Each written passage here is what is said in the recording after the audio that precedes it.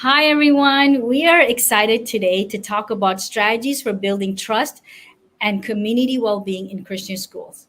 Why is trust and community well being will make a difference for your schools and the value that it's going to bring to grow and strive to a next level? Well, we have our very gifted Dr. Toby Travis, who's going to be sharing us with valuable information that he has put together even in his amazing book. So, Dr. Toby Travis is a creator of Trusted, a framework for business, organizations, and school improvement focused on developing trusted leaders.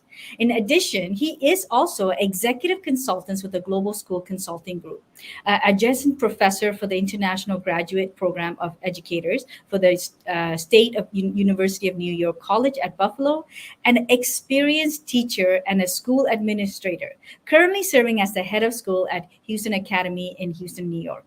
So, welcome me today to bring Dr. Toby and hear from him how he has been such a blessing to many of us. So, I am so excited that he's here today. Hi, Dr. Toby. How are you? Hello, Jen. I'm great, and on this warm summer day. Well, I am so happy that you said yes to taking time out of your busy schedule and to be a blessing to the community of Christian education. And I know you have wealth of knowledge to offer, so I'm not going to take too much of my time, but I would love to kind of hear where did it all started and how did Trusted Framework even begin? Well, briefly, it goes back quite a number of years, but I remember my first teaching position in a Christian school, and I really went in a bit naive, to be honest. I think I was expecting it to be, a little utopia, and the reality it was a place full of sinners, right? And it was just a reality check for me right on. It was like, ooh, yeah, no, there's still people have problems and issues and challenges, and I was a bit shocked at especially the adversarial feelings between faculty and staff and the administration. I was like, wow, this Mhm. place is broken. And then within a relatively short amount of time, it was in my second year with the school, I was invited to join the administration.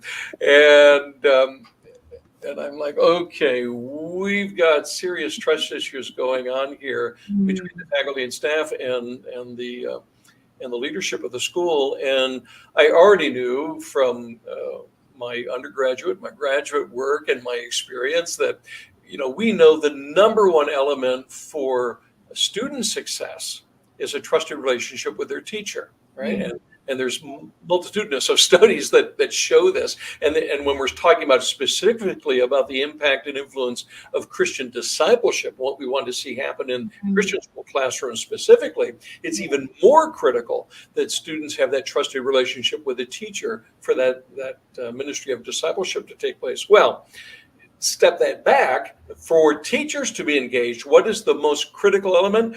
Well, the research says it's trusted relationship with their administrator. So Mhm. teachers become more engaged in what they're doing with students if they have a trusted relationship with their administrator. So Wow. it is the critical issue for student and ministry success. Well, um, I had a friend and have a friend still to this Mhm. day.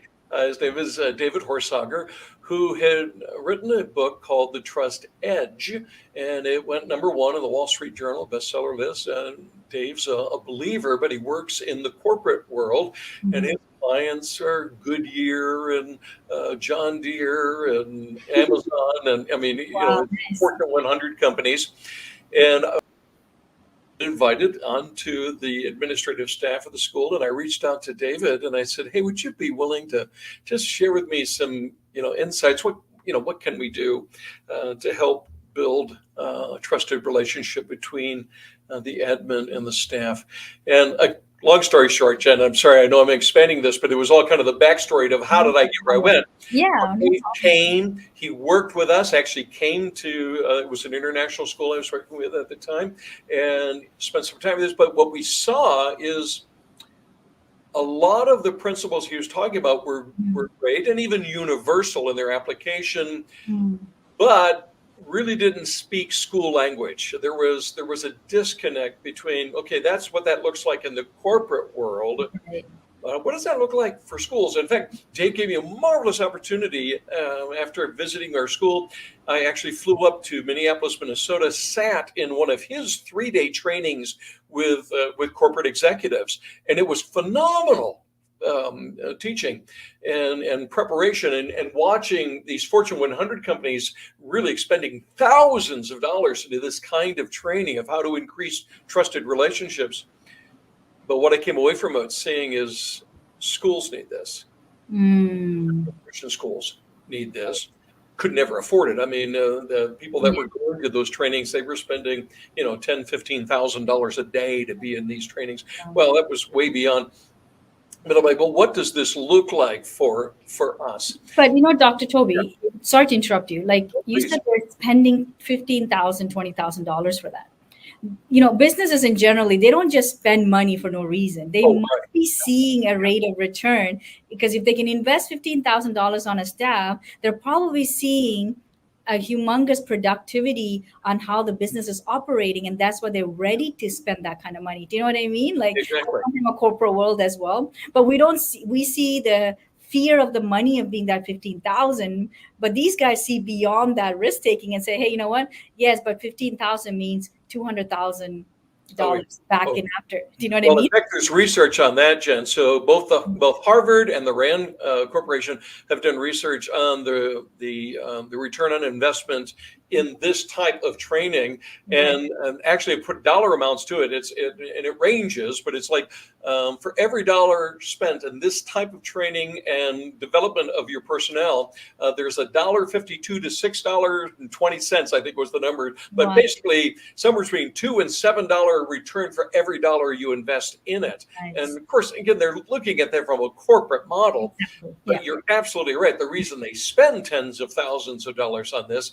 is because they see millions of dollars in return. Yeah, exactly. So, but that was the inspiration to me. Right. And I was just entering into a doctoral program at that time. So, and thinking, and of course, when you come into a doctoral program, you got to figure out, okay, what's my area of study? What kind of new knowledge am I going to bring to the world? Right. And so what I realized is there had not been an in-depth look at how do we apply trust research. There's lots of trust research that's out there, but how does that tie to school improvement specifically?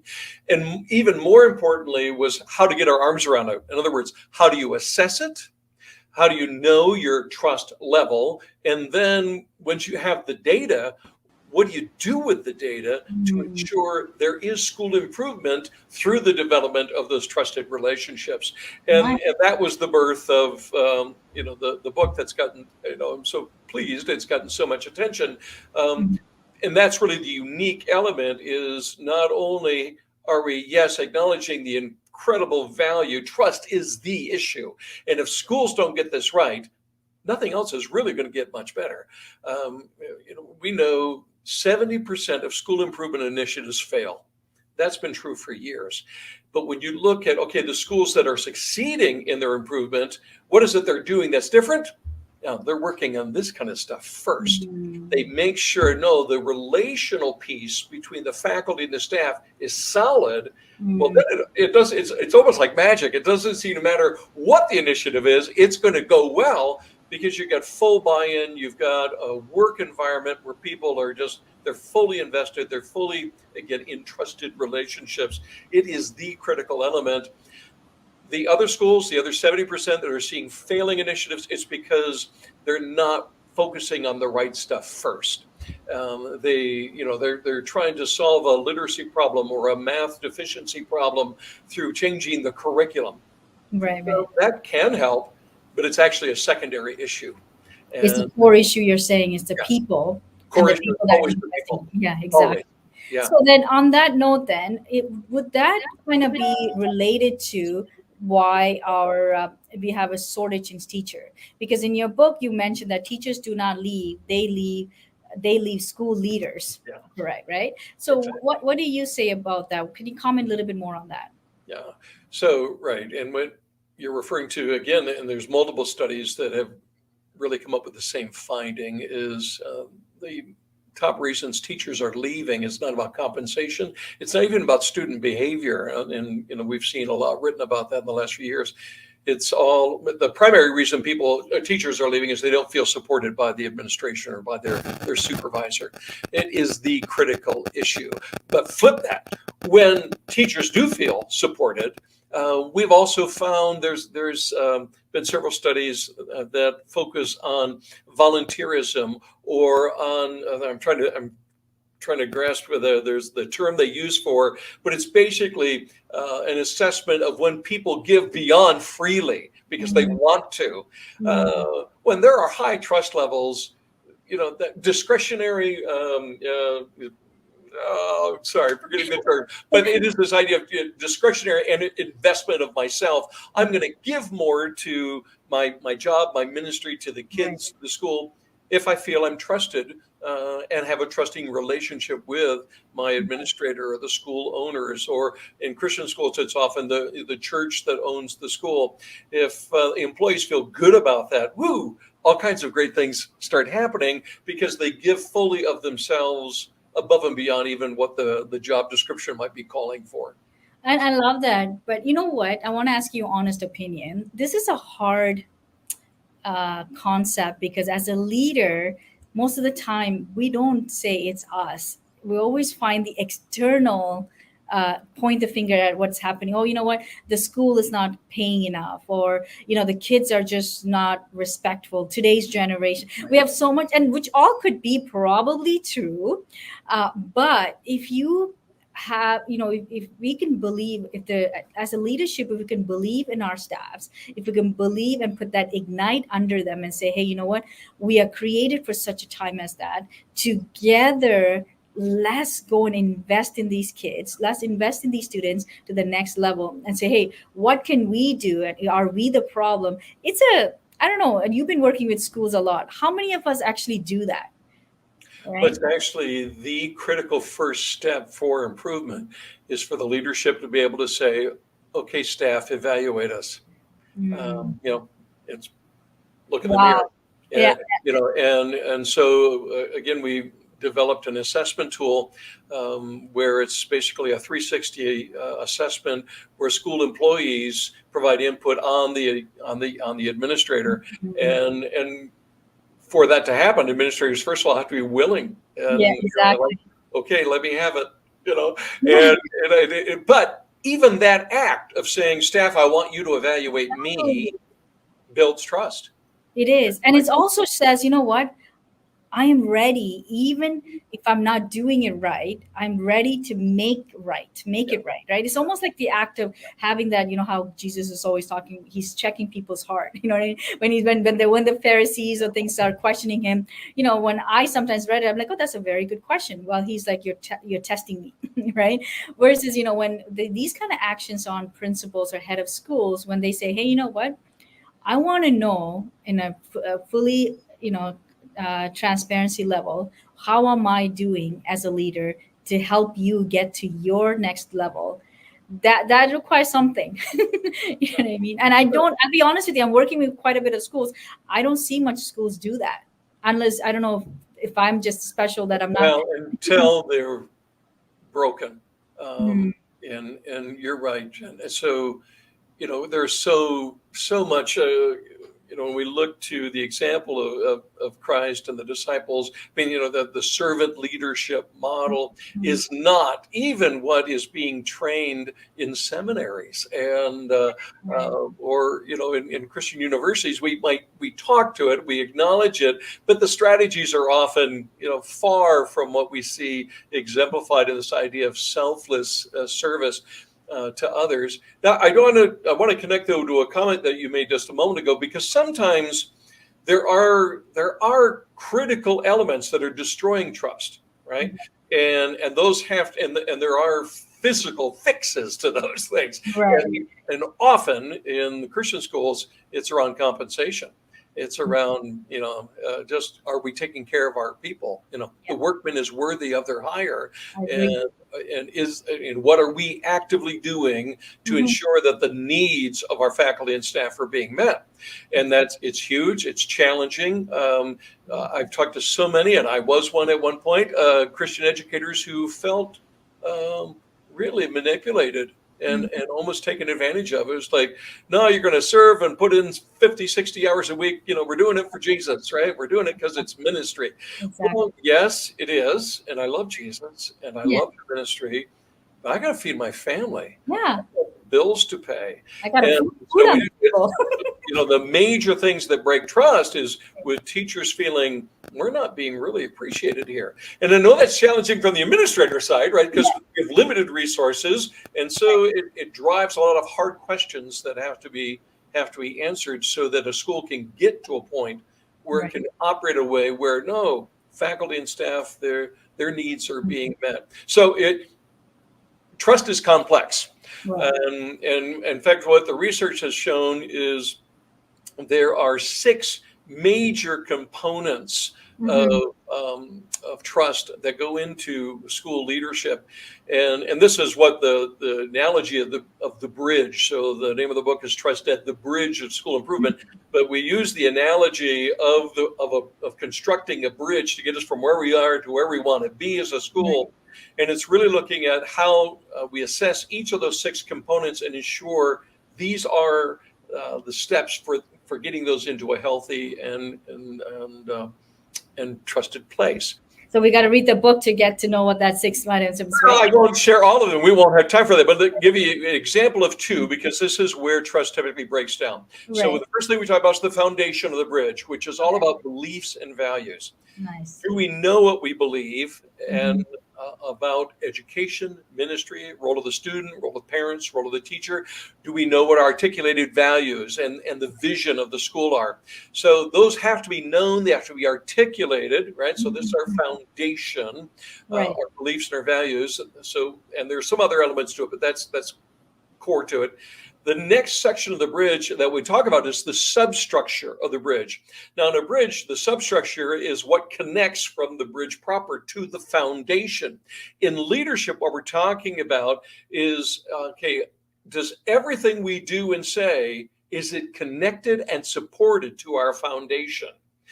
And again, this is where I most frequently see trust breaking down is you'll have a school administrator or a school owner or organization saying, this is what we believe about teachers. This is what we believe about students or curriculum and learning, pedagogy, if you will. But then in their practice, in their substructure, it's not what they're doing. Yeah. Yeah. If I say as an administrator, I truly believe, and I do truly believe, that teachers are the essence of the school. It's a Schools are not about facilities, technology, curriculum, and those are all elements that help support the right. school. But the teachers are the school. They Exactly. are the number one element, and we must value them the most in all that we do. Well, if I articulate that belief, but then in the way I lead the school is Mhm.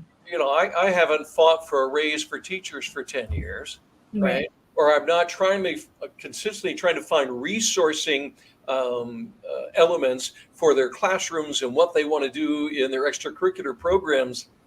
No, they're not going to trust me because I'm saying this, but it's not what I'm doing. Right. That's where trust falls down. Right. And again, there's other elements of trusted leadership, but that breakdown between what we say we are, what we believe, and what we're actually doing. And let me give, because you asked me this pre-show, a practical step, right? So Right. what's one way we can start doing that without having to call or hire the consultant? Let me give you a practical application, okay, of the so what. Okay, so we realize, okay, this is what the research says, and these are the findings, but what steps do you take? What practical thing can you do to start addressing these things?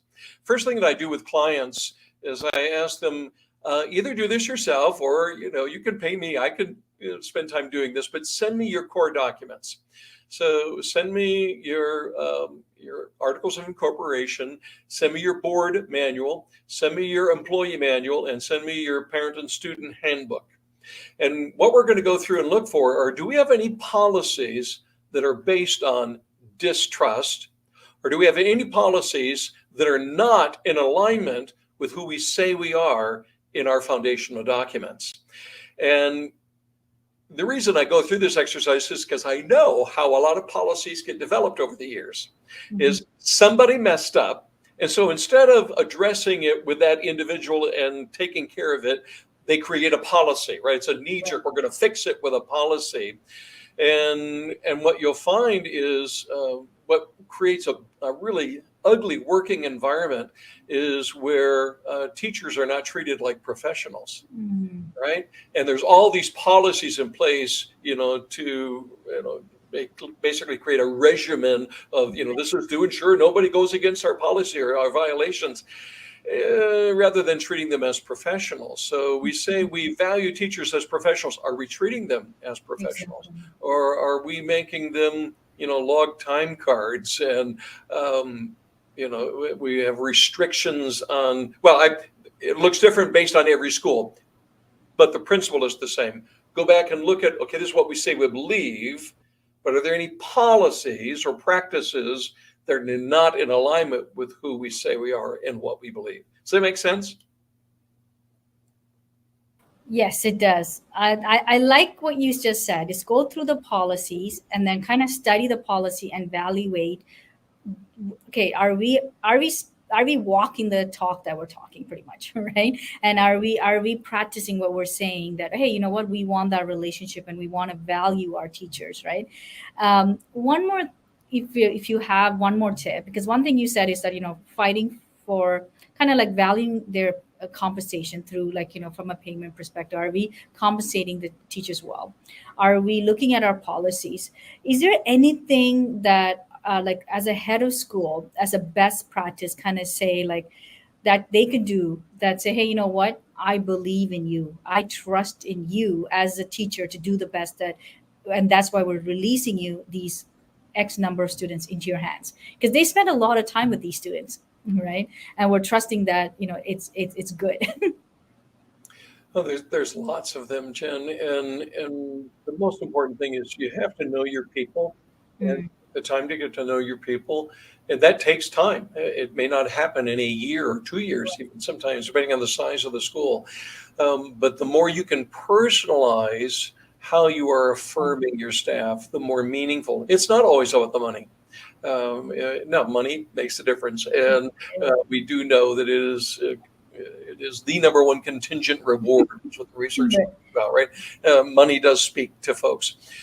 Most people serving in Christian education, it's not what drew them there, right? Mhm, We mhm. know Christian education does not pay the same as the public sector or some of the higher level private schools. For most of it's Right. not what drew us into this career, but we still want to be valued, right? Exactly. So, a counsel to administrators would be, make sure you are spending time and creating opportunities to identify, Right. what are the interests and the passions of your staff. I had an administrative assistant who was a coffee holic, right? She was a Starbucks, nut. And but I that also helped me in knowing that. Okay, how do Exactly. I affirm her? Well, I might not be able to give her a $10,000 raise this year, but I could keep her supplied in Starbucks for a lot less money, Oh, and she's feeling affirmed, right? Um, and I'm sure she felt special, and the yeah, fact that you even knew that special interest of her, right? That reminds me is, I don't know if you've ever watched that movie called Daddy Daycare. My kids love that movie, where there's a high end school that, it's a very prestige school that kids go to, and then these dads who left their corporate world decide to start up this daycare. right. And but what they did, these daycares kids, is that they actually spent time with these kids, and they started knowing them, each one of them. Right. And when they had to go back to school or back to work, they went send them kids back to the corporate, to this prestigious school again. And then they're like, they were talking to the administration team and said, hey, do you know these kids? They're like, yeah, we know them. This is X, this is John, this is Mary. And They're like, no, no, we know you know their names, but do you know them? Like, do you know that he likes this? Do you know that he actually only Yeah. eats this? And I thought, you know what, it was a teaching moment for me as well when I was watching that, is that, do I know my staff Right. well, or do I just know of my staff, or do I know my staff, right? So I think that's what you're kind of Excuse me. And it doesn't mean that we need to be best friends either. I right. think that's another misnomer that goes on. One of the things I actually counsel Christian schools not to use the family language. And they Mhm. talk about, we're family. Okay. No, we're not. And sometimes I would have to fire family members, right? So it's like, no, but we are a community, and we do Mhm. share a mission. We do share values. We are a community, right? And that, it means, okay, yeah, again, it takes time Okay. Yeah. to get to know, but the more you can personalize the way someone is affirmed, the better. I think of a teacher who has some special needs kids of her own, and just being more gracious, or as gracious as I can be with, no, we're going to run late, or I need another day off, this term, or and just understanding, no, lady's got a handful that she's trying to navigate, as well as meet the needs of our kids. As much as you can extend grace to that, do it in understanding of what that individual is going through. Huge for building trust. You just take, but there's also tools, intentionality, and even methods to ensure that's happening. And before we get done with our call, the point that I always like to ensure the school and school leaders who are listening, understand that the most important thing is that you actually have a plan, right? That you don't just hope these things are Exactly. going to happen. I mean, Exactly. this is why I was so passionate about, and it took years to put it together. But no, we know how to get the data. Mhm. We know how to drill into those 6 components of trust, get Exactly. the data on, okay, where are we strong, where are we weak, and then based on that data, we then Mhm. look into, there's been significant amount of research been done on the actual skill sets and competencies that Right. Christian school leaders must have in order to see healthy school environments develop. Right. And you know what those are, and we can tie those together and then create an action plan. This is what we're going to do. And the way those action plans are rolled out is they're semester based. It's like, okay, this is what we're going to get done in the next semester, and then we'll reassess. And then we, basically short term improvement goals that you can actually hit. Because what I've found, and here's what's been exciting, Jen, with the schools that I've worked with and the schools that I've been privileged to lead as well, is the secret to success is small increments of consistent growth and Mhm. improvement. How do you build trust? Make a promise, keep it. Make Exactly. a promise, keep it. Keep it. Make a promise, keep it. So it says, okay, what promises can we make? Can we deliver on Mhm. in these areas of growth and development that we recognize that we need? Let's follow the data so we know what to prioritize. That's Exactly. another big challenge with schools, is there's so many things to work on. School leaders get overwhelmed. It's like, I don't know what to work on. We can help you with that, right? There's a way to get down. No, here's the critical issue. Here are the next critical steps, and you got to have a plan. It doesn't happen by reading a book. It doesn't happen by osmosis. You've got to have coaching. You've got to have a plan, and the schools that are succeeding, that's what they're doing. And And I love that you're saying that, because it's so important that people understand that. And that's one of the heart behind starting this podcast, is that you don't need to do this on your own, because there is trusted, Christ-centered brothers and sisters who have the skill sets, who have already have gone through the journey.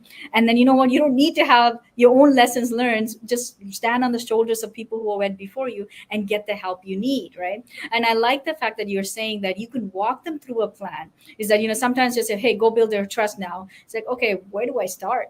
You know what I mean? It's a mess right now. Or like, especially when I'm thinking of a room that looks like a tornado just went through.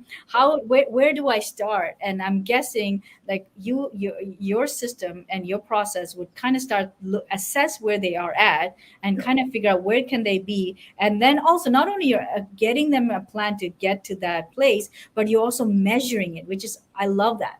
You know what I mean? Because you're not just aimlessly following a plan, but you're actually seeing if the plan is getting a results, right? No, and most school owners, so whether that be a church or a nonprofit board, or even in proprietary Christian schools where Mhm. it's a private owner, no, they want to see the data, right? They Right. want to know there's a measurable improvement going on.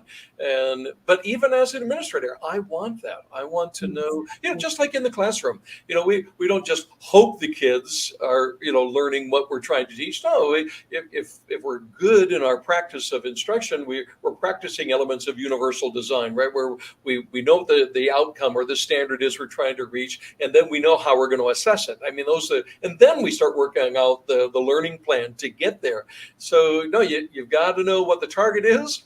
Trusted relationship, Exactly. right? We've got to know how we're going to assess it, and then we use the data to figure out, okay, what the next steps are to get to a better place. Exactly, because I'm seeing your numbers. It says research reveals that approximately 70% of school improvement initiatives fail.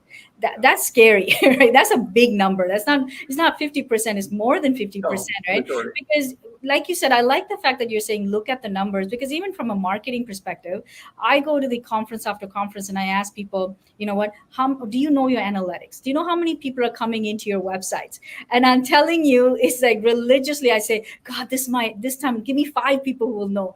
Religiously, it's like less than 3 or 4 people would say, that will know their analytics, right? And where sometimes we just do the things, and I love what you're saying is that be purposeful. All right, have a plan, be intentional on what you're trying to get to, and then keep yourself accountable and your team accountable. Are we reaching that? If not, care enough to pivot and see what needs to be done to turn to make that get there, right? I like that. Absolutely. And it's not rocket science, but what the research has shown, and again, I can speak to from personal experience, both as a recipient of having others coaching me to coaching so many others, but we also see in the research that element of you need to have a third party invested who's talking and or with the leadership and with the staff who can see it from a third eye, if you will. When people try, oh, well, we can, it's like those who talk about, well, I'm going to create my own survey. Well, you Mm. can. Good luck with that, though. You're not going to get the data you're looking for. I mean, this is why you use a professional company like Schoolright and others that know their expertise is in developing surveys that will ask the right questions in the right way to get the right data back. And the temptation is with tools like Google Survey and Survey Monkey. Yeah, you could create surveys, and those are fine for figuring out, okay, we're all going out for dinner. Who wants steak and who wants chicken? Those Exactly. are fine. Yeah. But to actually get reliable data Right. that's going to inform and drive school improvement, you can't get that without the research. And I hope it doesn't come across as egotistical or anything. But one of the things I've heard, the feedback that's been so good is every question in the survey tools we use is research based. Right? Right. These aren't just questions we thought, oh, these would be good questions to ask in our tool. No, this is what came out of the research, so we know these are the right questions to ask and how to ask the question, and those all are factors in getting good data. Exactly. So a lot of Christian schools are saying, yeah, we get it. We need data to improve. And so, they're going out and creating surveys. Well, actually, you're not getting the data you think you are. And, and, Exactly. and unfortunately, yeah, I you like touched that you're on saying the that, because data, people buy data nowadays. Data is probably the biggest the monetary that's on the shelf right now, right? So we have it already. Why revamp the wheel again? Go to where they have it and do that assessment. So if they have to do the assessment, would that come to yourself, or is it just a self assessment? How does this work? Well, and thanks for putting the website up there. So I'm just such a fan of the Schoolwright Group. They've done a great job over the years with a variety of assessment tools, and they've helped me in turning the Trust Ed assessment into reality. And we've developed a free self-assessment tool. Now, I always, and there's a disclaimer on the website. I mean, this is not hard data, right? So when you're doing a self-assessment, it's a good reflective exercise, but it'll Right. give you the idea of what does an assessment of this type look like if we're going to push this out. So you can go to the schoolright.net trusted page, scroll down, and there'll be a link to the self-assessment. And there's a self-assessment for school academic leaders. So this would be like principals, right? And division leaders. There's an assessment for administrators who are non-academic, but they might be, in an administrative role at the school. And then there's a teacher self-assessment as well. And basically, it will assess them on the 6 components of trust that are outlined in the book, and it'll give them a score of what's their strength, what's their weakness. But yeah, the self-assessment is a great tool to start with, just to be reflective on your practice and where you might be, where you think you are. Exactly. And the 360 that we use with school leaders and school leadership teams, again, this is we're collecting the evaluation of using a similar type tool and similar questions, but from employees of their leaders. And that's where we get the hard data. Awesome. And then if they want the book, they can order on Amazon. It is available on Amazon, as well as if they go to that direct link as well. And so I am so excited for the information and these kind of wealth of resources, because I think that this is, if we can take these things seriously, these are simple things, practical things that if we can take it, put into effect, small step at a time, and kind of really prioritize as we're coming into the school doors and saying, hey, you know what? How am I today showing trust and building trust with my staffs, so that end result is that at the end of the day they are able to serve the people that they are also trusted in, right? So it's very important topic. So thank you so much for taking the time to share with us on this topic. I would love for you to come back again one day, and I know there's wealth of knowledge that you can even share even more. But maybe there's another book coming up. We don't know, right? Well, actually, it's about time for the second version. The book's been out about 3 years now, and there's been some requests. And the book initially came out during the pandemic, right? And so some of, like, in the introduction of the book, it was talking about the early days of the pandemic. And no, it's time for a second revision. The book's ready to be launched in Spanish. But we've held off on that because of the conversations about doing a second edition. So if that comes out, I'll let you know. And yeah, for sure. Talk about that. But if you're at school out there looking for help, Dr. Toby Travis is the right person for you. I know he's such a dear friend to us, and I've been watching him, seeing the things that he's doing at school. It's getting results. So don't be alone there. We have help with one another. At least schedule if you're okay with that, I will give anybody who reaches out to us, we'll send them your bookman link, and you can book at least a discovery call and kind of see where can they identify what the issues are and how they can get you to the next level. Well, thank you again for taking time and sharing this amazing information with us. We are excited to see how this is going to be a blessing. I believe that many's going to come back and actually say that, hey, you know what, this is God sent. So thank you again for what you're doing, and thank you for just always being a servant-minded and helping the kingdom-minded Christian schools. I know you don't just do Christian schools, you do other businesses and organizations, but thank you for what you're doing.